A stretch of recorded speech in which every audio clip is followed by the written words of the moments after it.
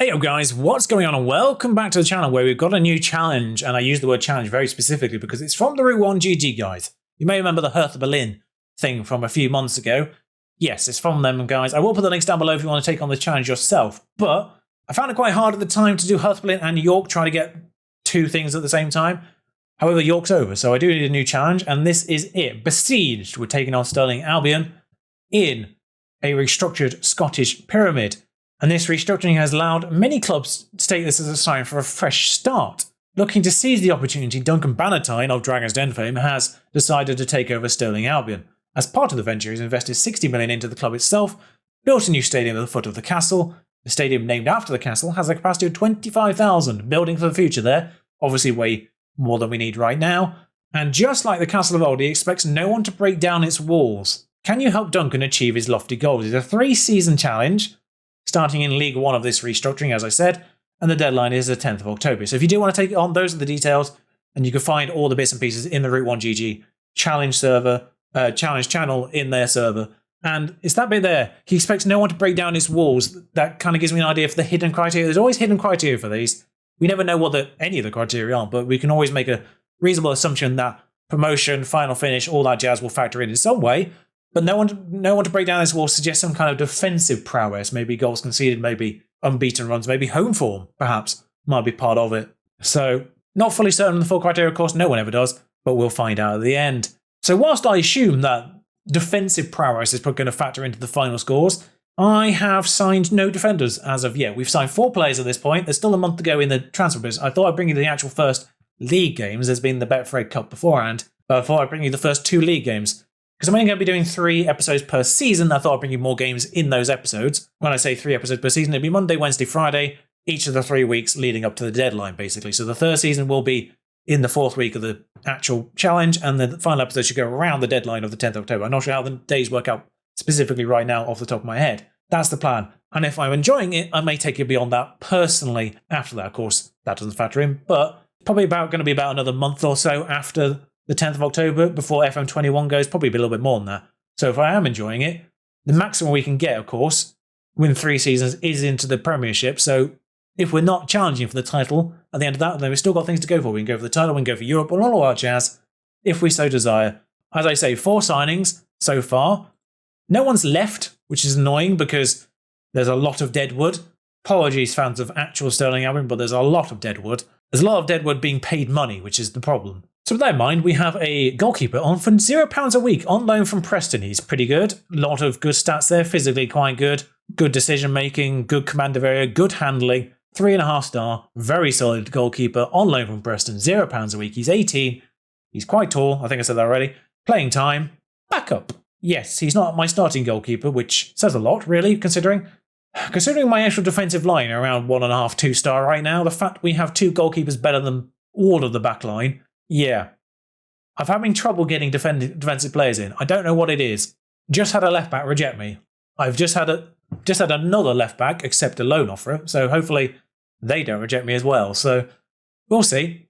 We'll see on that front. So I may have got that goalkeeper in for £0 a week. I knew that one was coming in, but that's what triggered a brainwave. Why don't I have a look at players I know are tried and tested? Because this League 1 is around the level, I think, the Vanarama League 2 English-ish. So I figured, why don't I look at players that I had on freeze around that time? And Ted Smith, of course, I think we picked him up in the Vanarama proper, was when we picked him up, and then we replaced him with Sergio Dutra in League 1. He was still very good at that level. He would have done a job at that level. So with that in mind, I figured, well, a player that can play from Vanarama to League 1 is probably well worth getting in. He is the worst negotiator of all time. I will say that up front. He did open his negotiations on his contract at 2.3 thousand a week. Either he or his agent are the worst. Should say that, I suppose. But I said 400 quid because I can't really offer much more.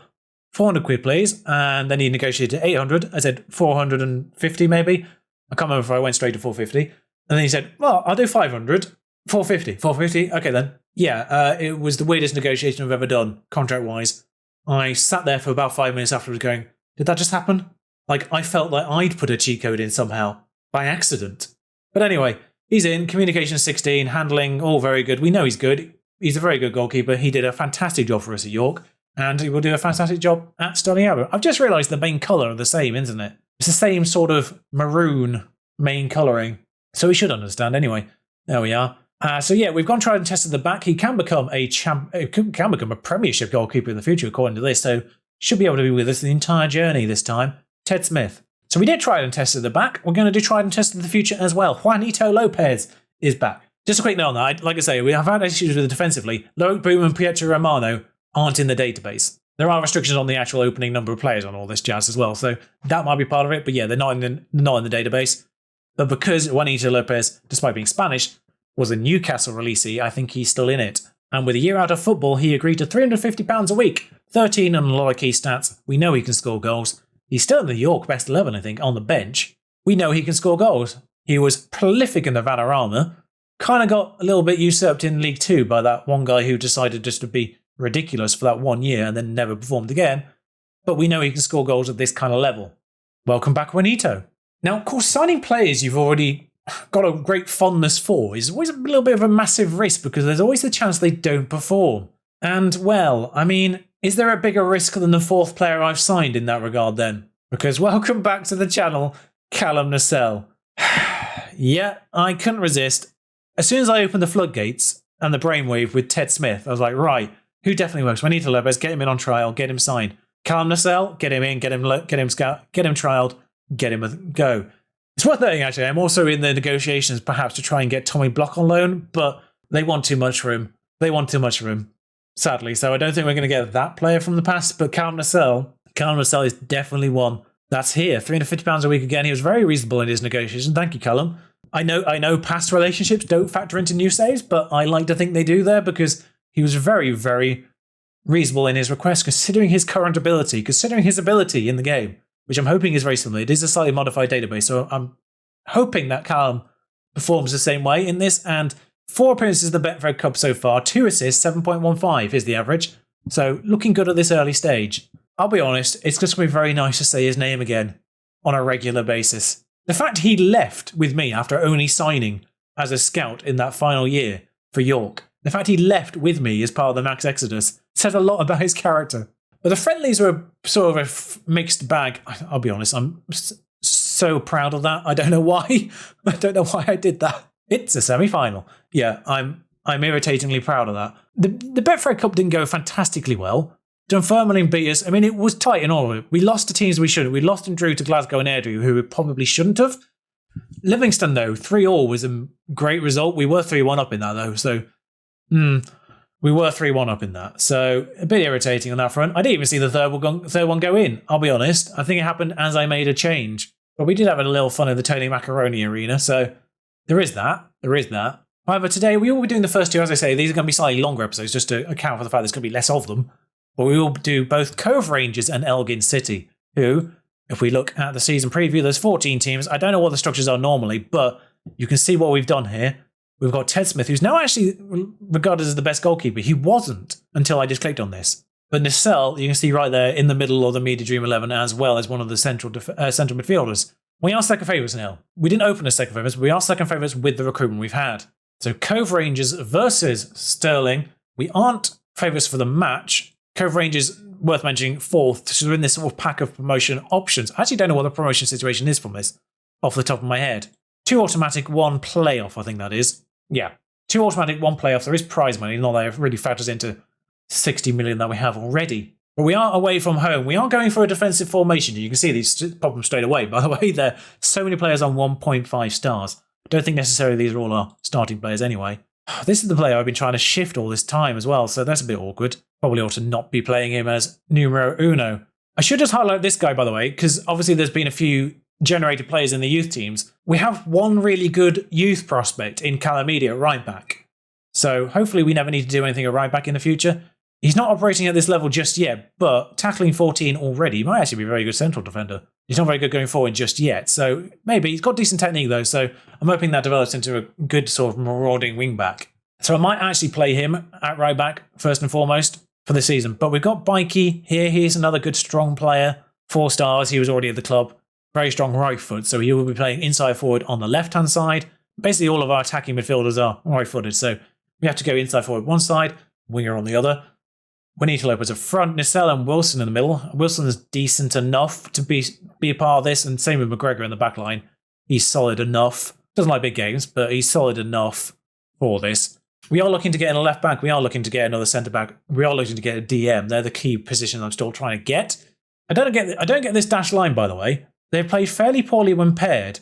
Average rating 7.13, 7.15. It's a complete lie, folks. It's a complete lie. But there is a lot of deadwood in this team. I will not sugarcoat that fact. I mean, the signings of Ted Smith, Callum Nissel have somewhat skewed the ratings as well. That's part of it, of course. That is part of it. But the fact of the matter is, this is the formation, of course, I played in the Vanarama. These are some of the players I played in the Vanarama, and they are superb for this level of football. So theoretically, we should be good. I think we're in a very similar position as well as we were with York at that point in the Vanarama, because the Vanarama, we were second favourites. The favourites were Morecambe, if I remember correctly, who had just been relegated. It's a weirdly identical situation to York in the Vanarama at this point. Now, this has been moved out to Bikey on the left, one of the few key players we do actually have. Nicole Wilson, and a lot of space there. Lopez again to get on the end of this. Keys the goalkeeper. Few teams at this level, which I do recognise a lot of Scottish teams, I'll be honest. Working in a betting shop, you do kind of recognise the English and the Scottish quite often because they're always on the slips for accumulators and what have you. But yeah, I mean, it does frustrate me that Edinburgh City are that low down. Wow, that somehow fell to Juanito Lopez in so much space. But Stenhousemuir, Cowdenbeath, I feel like Forfar and Queen's Park. I don't know if I'm skewing my own memory there, but there's some teams in this division that I feel like should be higher up, or at least I remember being higher up. I'm not sure what happened there. It was actually a back pass, which is why I don't think he counts as offside, because I'm pretty certain he was offside there. That was ridiculous. But yeah, there's some teams in this division which I feel like my memory has them higher up. Now, there's been another botched defensive mistake there, and this time the goalkeeper does save again, but I'll be honest, I'm still trying to get over that previous one. It's thrown me a little bit there, because I kind of missed it in real time. And then I saw the replay and I was baffled by what I saw. I say this is a formation that we played in Vanarama. It is actually a modified plug-in from the York 4-2-2-2. All I've done is move the striker into the defensive midfielder role and tweaked a few of the settings as a result. But it's essentially a modified form of the 4-2-2-2 that got us over 100 points in the final season at York. So all the pieces are there. It's just whether or not they function as a collective. This has been moved quite nicely. I'm worried about that person in space there. Yeah. Didn't know what his name was, Martin, but at this point in the game cycle, you can sort of see moments before they happen, and this is one of them. It's like that person there, he just drifted offside but came back onside right at the moment he was passed to, and I could see he was about to drill. It's going to be one of those moments where they just drill it past you. 1-1 at half time against one of the other promotion challengers isn't terrible. I want to say I'm not happy, but in truth, I am. Now, the problem is, what I've seen so far is Dylan Bikey, despite being really good, has been quite terrible. And we've had issues with that left side of the attacking midfield before, particularly at this kind of level of football. So, left back's been pretty terrible as well, I'm not going to lie. Left back and left attacking midfielder have both been quite woeful in the 4 matches I've played already. So, I don't really know what to do there. Because Bikey obviously is really good and I don't want to change him. Because technically, there's not really an upgrade there. Lopez, I mean, there is a possibility for upgrade there, but it'd be kind of pointless to do it there when I need key players in other areas. Namely defence. And possibly people who can actually head the ball to someone in red. I know that's part of the engine that just forces the ball to go directly to someone, whether it's on your side or their side.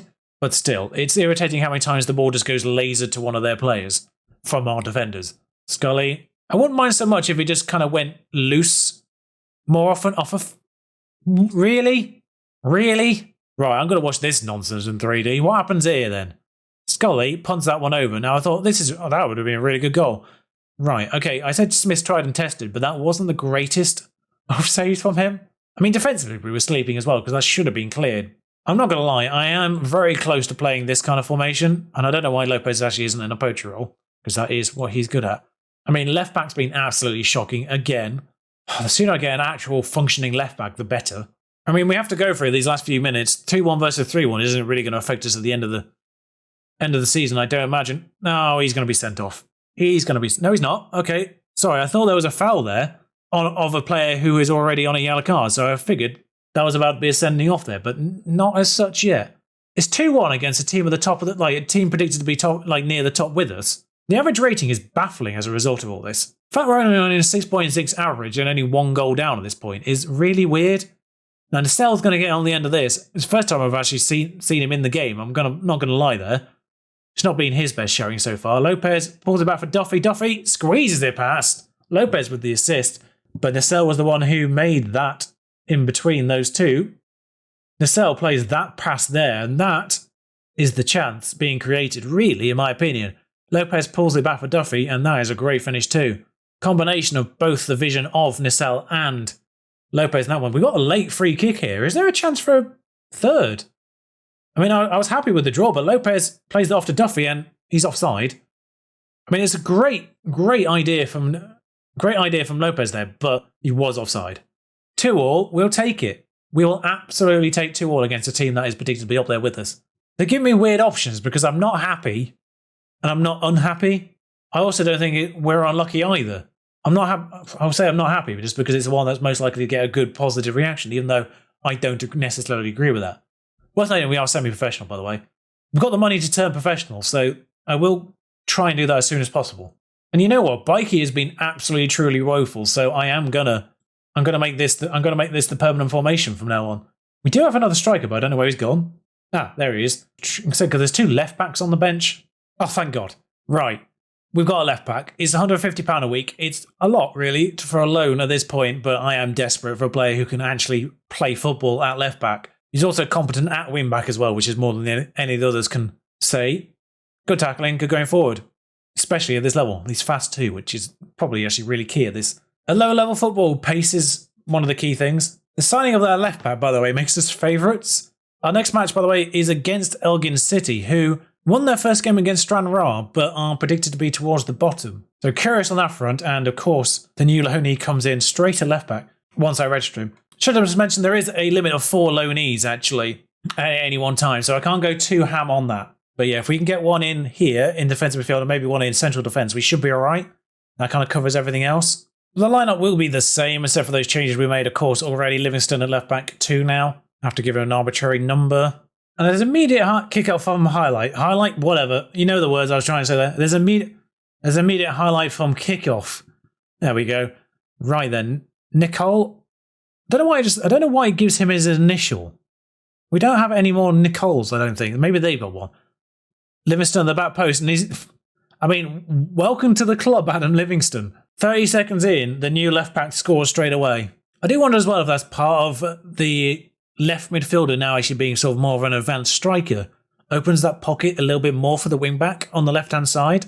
That could be a little bit part of that. However, he has scored within the first 30 seconds. So what a loanee he is already is a reasonable amount. The defensive midfielder I'm going to get in is fractionally more and kind of relied on a player going out. Oh, we did get rid of a player, by the way, Heaver.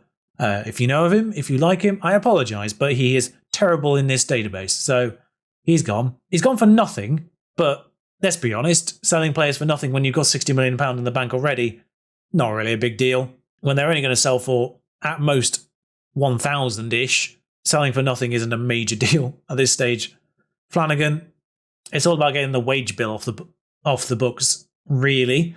Selling a player for 1,000 when they're still on like £200 a week. It's the £200 a week that makes more difference. Jardine, Wilson, Jardine, Lopez is there, and not quite. Because it only takes 5 weeks to get that 1k back anyway, so there we are. Edie, long throw. These should be loaded as normal as well. Wilson's on the edge of the box. Has he got space to turn and shoot? No, yes, no, sort of. Daryl Duffy gets the goal though. The experienced striker of Daryl Duffy, who is performed much better than the actual player that was already here that was star rated better than him. But Duffy's performed the better of the two in pre-season and in the Betfred Cup whilst Lopez was injured. So that's why he's preferred, in case people are confused by that choice. He just performed better, so I'm rewarding him with the playtime. Mr. Mackin was quite bad. It's 2-0 at half-time, and now the Championship League One favourites are showing what they can do. So just as this second half whittles away, I will just say, I'm pretty certain it's obvious at this point, but my Scottish league knowledge isn't the greatest. So if I do make any mistakes, make any blunders, I do apologise to any Scottish people watching this. I'm just not particularly au fait on really any division, any level of it. I will see if Bianchi performs better on the right-hand side as a winger. Like I say, they're all right-sided, so... But the team as a whole playing quite well. Yeah, I mean, the biggest exposure to Scottish football I've had in recent times is Neil Lennon becoming PSG manager in the York save. That is looking to be a straight red, I imagine, judging by this highlight. Yes, it is. Straight red for Rory McEwen. And I won't be doing any Scottish accents during this either, so don't worry on that front. I mean, this player's getting tired, but at this point, not really any point taking them off. It was his first appearance for Elgin City as well, and he got sent straight off. Good job, Rory. I'm quite happy with most of that. Second half went a bit fast. Looks like Burnley acquired Lallana. But 2 games played, 1 drawn against a decent side, 1 won against a side we should be beating, so far, so expected. So the idea is I'm likely to bring you back around... Oh, mind you, is there a split? I think there's probably a split, isn't there? Can't imagine the actual season ends in February. So I'm guessing there's going to be this split here and they do the further thing after that. Oh, quick. Also should mention, I did try to get Bira Gramana. He was available. He went to MK Dons. It's a little annoying. Just because he's in that list of people who played in this friendly. I trialled him. It didn't go out. It didn't pan out. He would have been ridiculous at this level of football. Anyway, the idea is I bring you back somewhere around... Actually, I mean, with the way it's set up, Ed, it could be worthwhile bringing you back towards the end of the regular part of this season, depending on how it's looking. I don't know. I don't know when the Scottish Cup gets sort of factored in at higher stages. I'm not sure when the later stages of that come in either. So the idea is I bring you back some point in the middle of the season, and then I'll bring you back at the very end of the season for the final part. So I'll see how it's looking around that January time, around that end of the actual main part of the season, see what it's looking around those times, and see when the most sensible time to bring you back is. If there's a couple of games against 2 teams at the top, we'll do that. I don't know. We'll see. So I'll see you for those. Until then, thank you for watching. Ta-ra!